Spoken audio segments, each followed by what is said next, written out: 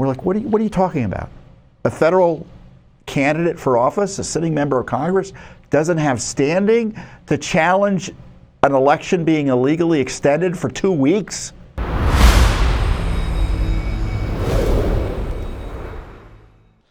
So one of the things I love about Judicial Watch is, like, we're in the middle of these fights where, like, for instance, like on this Russiagate stuff, we're still trying to get text messages from Strzok and Page. We're still battling for text messages there, who are at the center of a lot of these scandals. I mean, the cover-ups have been going on for 7 years just on Strzok and Page from the government.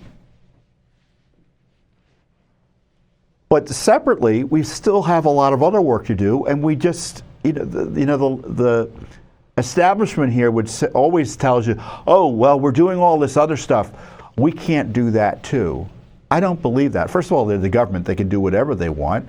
And I know from Judicial Watch, we do everything. I'm exaggerating slightly, but we try to cover the full orbit of corruption issues that Americans care about. And number one, or near the top, is election integrity. And Judicial Watch is the nation's leader in terms of ensuring our elections are free, fair, and clean. And one of the big cases we have concerns the counting of ballots that arrive after Election Day. There are, I think, 19 states or so, maybe 21, I forget, the number changes depending on how you count, but nearly 24 states that allowed a counting of ballots that arrive after Election Day. And the problem with that is federal law sets an election day on the election day you all know about. Every 4 years or 2 years, there is a specific election day set by law. It's when you're supposed to typically get your ballots in or show up and vote by then. But you have these states counting ballots for weeks after Election Day. And it's one thing to count ballots for weeks after Election Day because you're so incompetent you can't even count the ballots you've had since Election Day, which I think is problematic, to be clear. But it's beyond belief that you would dare to count ballots that arrive after Election Day. As President Trump noted in talking about the issue, he said it's like someone showing up 3 days after an election and demanding the vote. Too late. If you don't get your ballot in by Election Day, it shouldn't be counted, at least under federal law, as we've alleged in various federal courts. We have 3 cases, one in California, one in Mississippi, one in Illinois. In Mississippi, it went up on appeal. The Fifth Circuit Court of Appeals ruled that our client is correct in our analysis of the law, that it is unlawful to count ballots that arrive after Election Day. In California, the case has been stayed, because I'm going to tell you about it now, because in Illinois, we sued on behalf of a congressman and 2 presidential electors, Congressman Mike Bost, B-O-S-T, because they count ballots that arrive for up to 14 days after Election Day in Illinois. And I don't even think you need a postmark sometimes. And rather than deal with the merits of our claim, the courts there said that he has no standing. And we're like, what are you talking about? A federal candidate for office, a sitting member of Congress, doesn't have standing to challenge an election being illegally extended for 2 weeks? It doesn't make any sense under Supreme Court precedent, basically any conception of the law. So we appealed. We lost at the appellate level, 2-1. Powerful dissent. So we appealed to the Supreme Court, and the Supreme Court took up the case. It was announced about a month or 2 ago. And we just filed the opening brief in the case. And I encourage you to go to our website and review it. Now, we expect to get the oral argument set in October. I don't know that for a fact, but that's likely to be the case. So all the briefing has to be done well before then. So in this case, which is captioned, what's it captioned? Representative Michael Bost, Laura Pollastrini, and Susan Sweeney versus the Illinois State Board of Elections and Bernadette Matthews. And I'll bring up the case here, or I'll bring up the press release. Give me a second.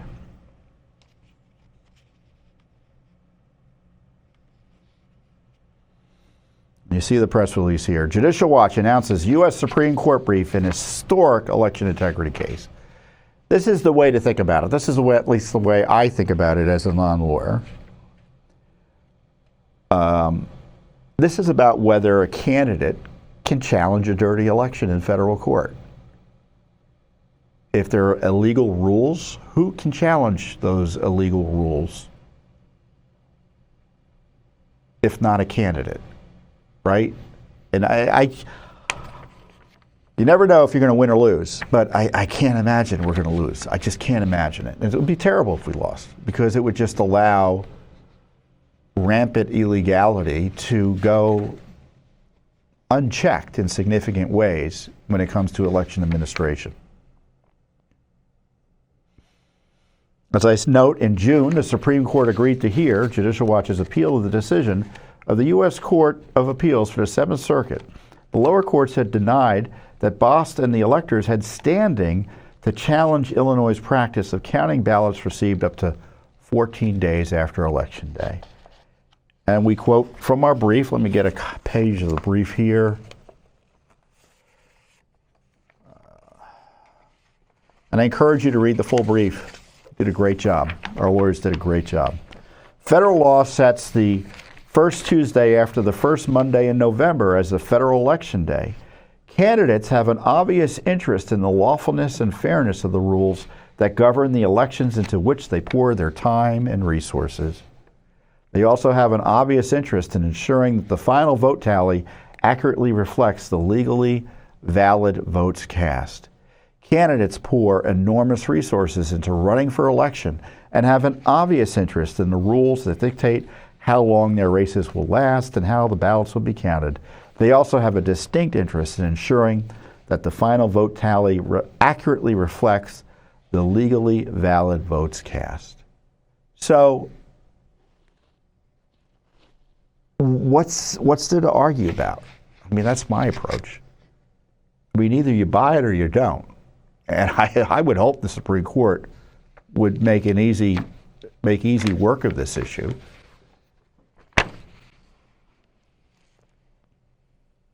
Judicial Watch's legal team makes a simple and powerful argument to the Supreme Court.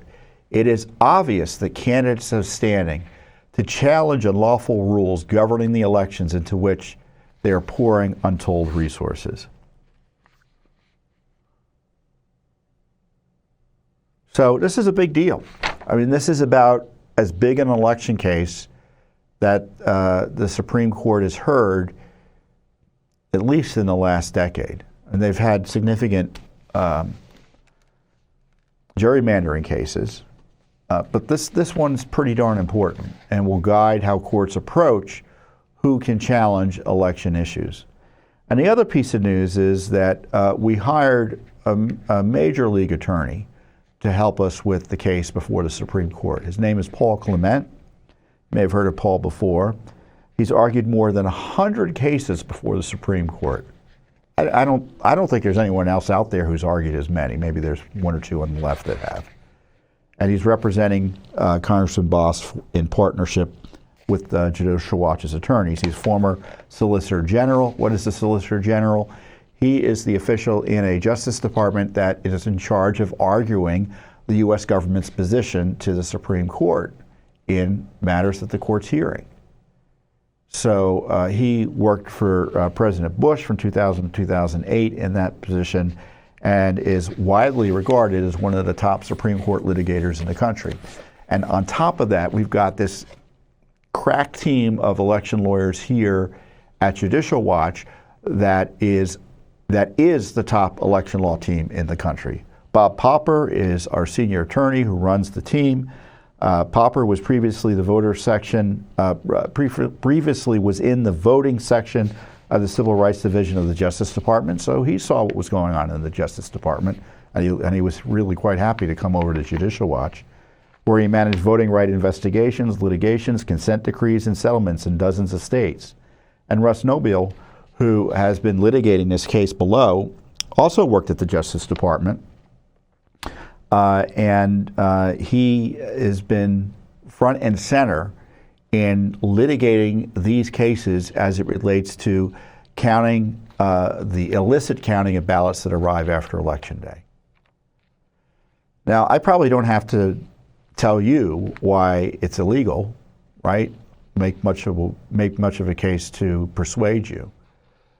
But it does call into question potentially election outcomes.